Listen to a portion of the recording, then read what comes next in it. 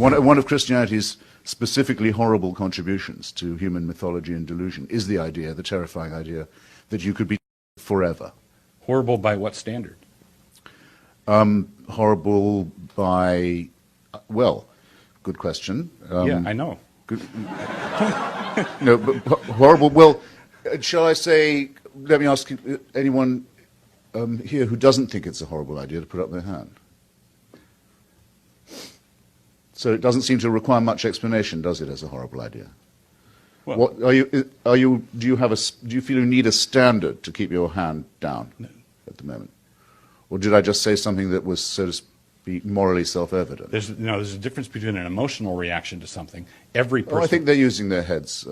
No, there's a difference between an emotional reaction, which all of us have. Everybody with natural affection thinks it's a terrible idea to think of people perishing eternally. That's not the issue. The issue is, how do you give an accounting of what is good and what is bad? When you say, if the universe is, on your accounting, time and chance acting on matter, if all the universe is matter in motion, what do you mean, horrible? What do you mean by horrible idea? Who cares? Why do we care? Very good point. Very good question. I ask myself a lot why that is. I think it's because I am one of the higher primates. But that's not a rallying cry. It appears to be, no, it's not much of a rallying cry, but it has the merit of being true. It appears to be the part of the equipment, intellectual and moral equivalent of our primate species, that it does have a need to help its fellow creatures, as well as to torture. It does have a feeling, quite a strong one, that there's a human need to help, and that you might need help yourself someday. So be nice to your neighbor. So why not? Now, not everyone has this. I mean, there are quite a lot of people, also presumably made in the image of God. I think a superfluous assumption to be making, but also made in the image of God, according to you, who are born sociopathic. They don't care about other people. They just can't be made to. They just won't and don't.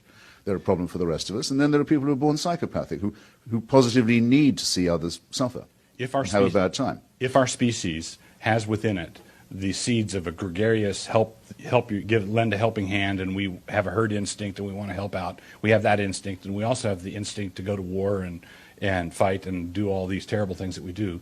I've got instinct A and instinct B. What is it that tells you which one is right? Same as you, I would say. God? No. No, you knew all that before you'd ever read the Bible. Well, I knew all that. You knew all that before anyone ever introduced you to Christianity. Yeah, don't tell me you didn't, or I'll have to be seriously alarmed about what you were like as a little boy. Well, that would be good to do. It'd be a serious no, come on. It's here's the issue. Of course, I can feel a certain way before I can give an accounting of it. But what I'm asking for is, given your premises, given your assumptions, given what you say the universe is, given all that, how do you give an accounting of which way you go?